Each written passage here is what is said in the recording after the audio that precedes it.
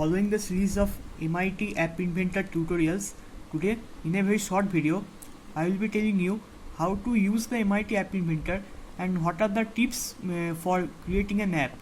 So, in this application, I have built an application which will record sound and a speech to text converter and save that notepad file, and a local browser which will just open Google upon shaking. So I will demonstrate the app in action. So the app is named as demo. So start recording. It will start recording, and what I will say, it will record, and after stopping the recording it will stop, and the file will be stored in downloads.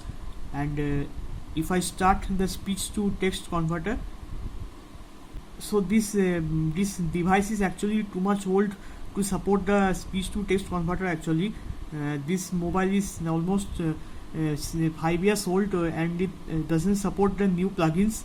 But this engine, this speech to text engine, is absolutely working fine with the mobile using which I am recording the video. My mobile is it works perfectly fine in my mobile, since my mobile is a new one. This mobile set is actually too much old to support this feature actually. And now and finally, shake once to open Google. See, Google has popped up in the local web view. You can shake once to close Google. So this is the app actually, and the speech to text will work on any recent or new smartphones.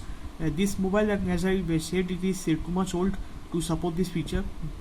And now here you can see on the blog section. Actually, the blocks is too much complicated to describe in a single video, and the video will get actually very much long. So what I will do is that I will tell what you can do to learn each and every blocks and how to use it. So the thing is that MIT App Inventor, in MIT App Inventor, after you add any component in the designer section, you will see the corresponding blocks, corresponding design blocks will appear here.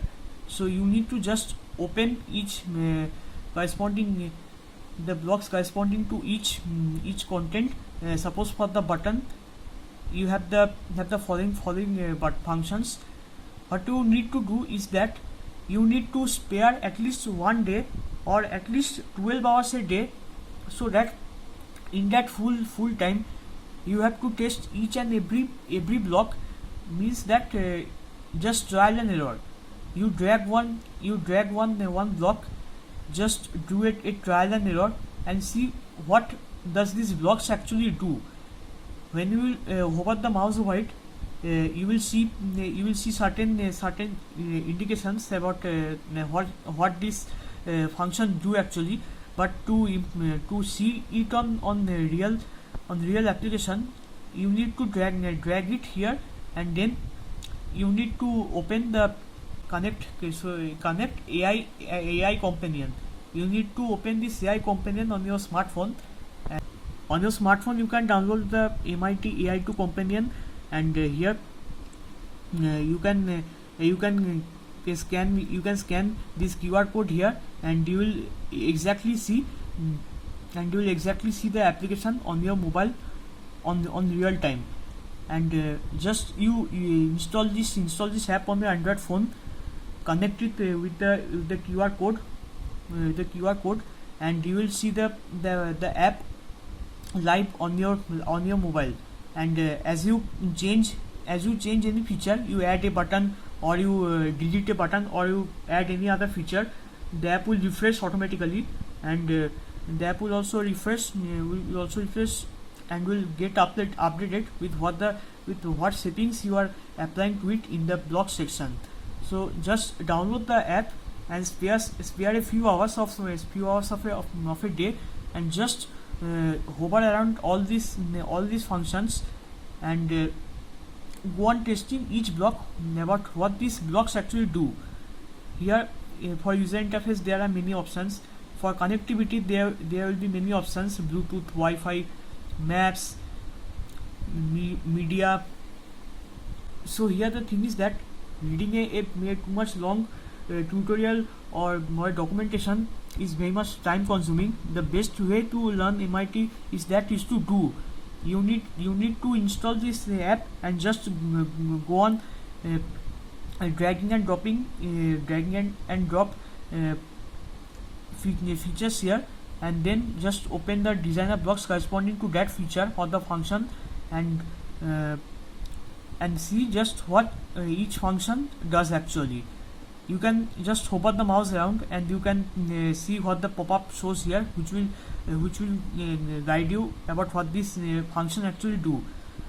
So you need to so the prerequisite here is that you need to understand basic programming logics and theory, if else standard, normal conditions, for loops, and normal bitwise operators or logical operators, and you are good to go. Now you need to spend some time on observing what each function do. So get your hands on into this MIT App Inventor, and I will show you will not regret. And also you can have the build function to provide the QR code for APK, or you can save to your computer. Also you can import or export AIA, and this AIA file is actually the whole file which the MIT App Inventor can understand. If you export this AIA, and then when you require this AIA to any other project, you need to just import this AIA, and you will get all these blocks and this designer section here. So I hope you have found this video useful, and I hope you will now find it easy to use MIT App Inventor. Just sit in front of your laptop and start using it. Don't waste time. And you can also watch short tutorials on MIT App Inventor in my in the description down below on the MIT App Inventor series. So thank you for watching this video, and please subscribe to my channel for getting such further interesting videos. Thank you.